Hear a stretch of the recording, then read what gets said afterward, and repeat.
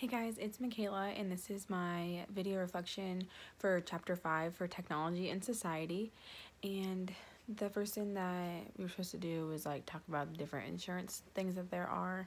And the three that I picked were the PPO, the DRG, and then the HMO, which a PPO is a preferred provider organization, and they have fixed prices with a greater selection. And then the DRG is a diagnosis related group, so there's funding based on the classification of care. And then the last one is the HMO, which is the health maintenance organization.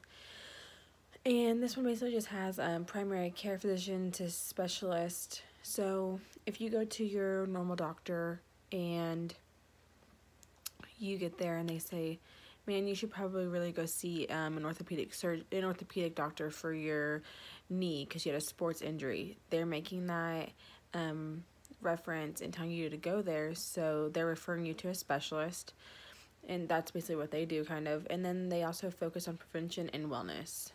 And then it said, what was the overuse, the underuse, overuse, and then poor use, and then underuse is patients do not receive beneficial health services. Overuse is patients are receiving health services, but they have no benefit, with no benefits. And then poor use is they're just receiving poor service. And then my reaction to the video, I kind of took some notes, but it was today we're more worried about sick care versus health care.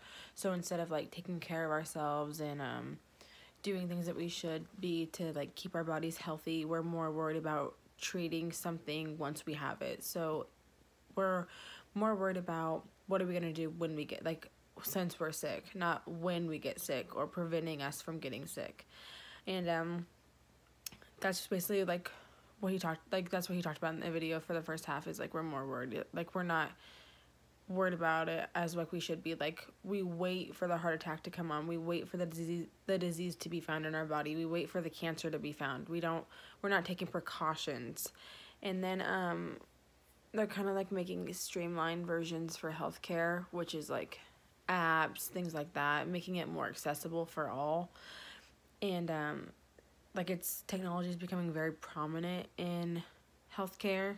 And then also healthcare, there's healthcare apps for phones. You also have your wearable devices, so all of the Fitbit tracker stuff, your Apple Watch. I know that my Apple iPhone tracks how much I sleep, and then it also tracks how many steps I take, how many stairs I do, things like that. It's just weird. And I don't have my phone on me at all times, but it still counts my steps, which I think is very weird.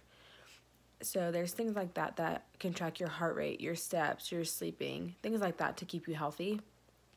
And then there's also things you can do influenza and swine flu test at home. Again, this is things that are going to keep you healthy and you're taking precautions. This is more worried about healthcare instead of obviously the sick care. And then there's apps that are helping you make appointments. You can basically FaceTime with a doctor and talk about your symptoms or what might be going on. And this is just a way to help cut back on hospital cost or doctor visits, things like that. So they're not super expensive. And it's also you could do this at your desk at work. You don't have to leave in the middle of the day just to get told, oh, you might have a little bit of a cold. This is just something that might just cut that out. And then he talked about 3D printing. He said if you need a new hip, you can just basically get it 3D printed and they can use that during surgery. And then if you hurt your knee, you can get a brace, a brace 3D printed for you, so it's just basically fitted for your needs and shaped to your your knee so that it actually fits. Just things like that. And I just basically thought that technology is obviously just becoming very prominent. It's obviously in our everyday lives, we use our cell phones way more than what I thought that we did. Because I don't really use my phone for work or anything. I kind of use it just for entertainment. But obviously as a doctor, you can walk in and use your phone for many of things, so you don't have to carry around a big iPad, or you don't have to do the little, I know in Salina that some of our doctor's office have like carts with a laptop on it, and it's just kind of a big bulky thing that they have to constantly move. So honestly, just like having these apps on a phone would probably make a doctor's trip easier. You don't have to worry about that big bulky thing in the way, whatever. But it's just something that you really don't think about, like having technology there 24/7. But and then I found 2 articles over nanotechnology.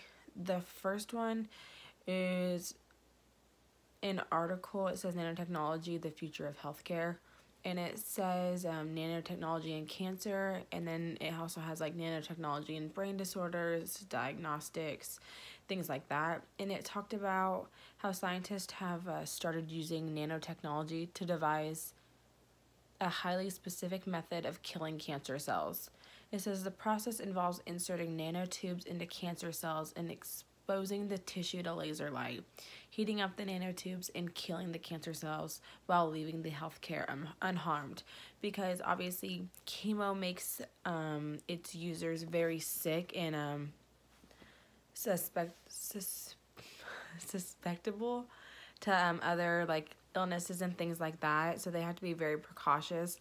But this is just going straight to the source and killing it right away, which obviously doesn't get rid of the cancer, but it's obviously like a good start. And then the next one is nanotechnology in medicine, which is nanomedicine. And at the end of the article, it has nanotechnology to cure diseases. And obviously it said, like I talked about curing cancer in the last one, but this one has how to help cure Alzheimer's disease, lung disease, common causes of blindness, acne, and then its role in HIV and AIDS treatments. So this is something that's probably very groundbreaking. It's obviously something that's a little bit different, and I mean, honestly, I think it might be very useful, but I didn't really know what it was until I kind of had to look it up. But I think it's kind of cool. Like, again, it's technology that we didn't really think about, or that you don't really think about it until you either do the research on it or you have to come head first with it. So just kind of different. But all right, thank you.